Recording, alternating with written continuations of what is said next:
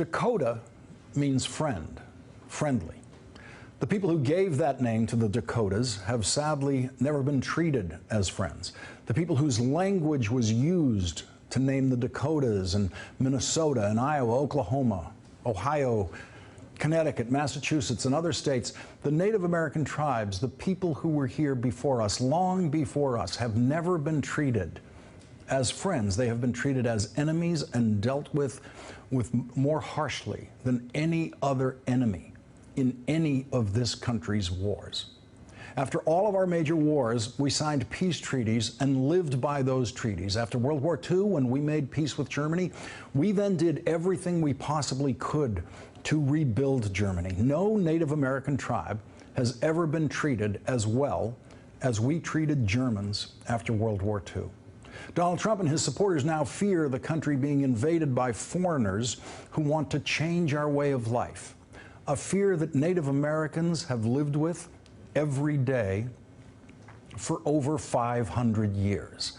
The original sin of this country is that we invaders shot and murdered our way across the land, killing every Native American we could and making treaties with the rest.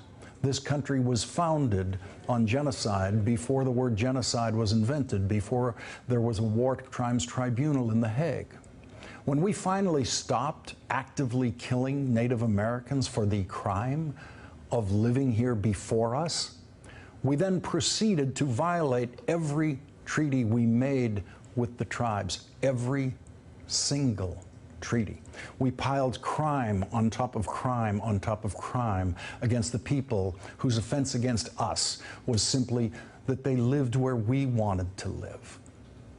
We don't feel the guilt of those crimes because we pretend they happened a very long time ago in ancient history, and we actively suppress the memories of those crimes. But there are people alive today whose grandparents were in the business of killing Native Americans. That's how recent these crimes are. Every once in a while, there is a painful and morally embarrassing reminder, as there is this week in North Dakota, near the Standing Rock Sioux Reservation, where hundreds of people have gathered and camped out in opposition to an interstate pipeline being built from North Dakota to Illinois. The protest is being led by this country's original environmentalists, Native Americans. For hundreds of years, they were our only environmentalists, the only people who thought that land and rivers should be preserved in their natural state, the only people who thought a mountain or a prairie or a river could be a sacred place. Yesterday, a federal judge heard arguments from the tribes against the federal government's approval of the pipeline and said he will deliver his decision on whether the pipeline can proceed next month. There are now over 90 tribes gathered in protest of that pipeline. That protest will surely continue even if the judge allows construction to proceed.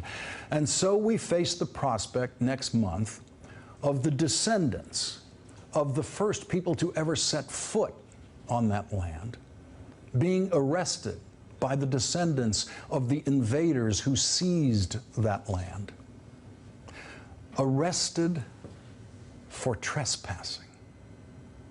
That we still have Native Americans left in this country to be arrested for trespassing on their own land is testament not to the mercy of the genocidal invaders who seized and occupied their land, but to the stunning strength and the 500 years of endurance and the undying dignity of the people who were here long before us, the people who have always known what is truly sacred in this world. Hey there, I'm Chris Hayes from MSNBC. Thanks for watching MSNBC on YouTube. If you want to keep up to date with the videos we're putting out, you can click subscribe just below me or click over on this list to see lots of other great videos.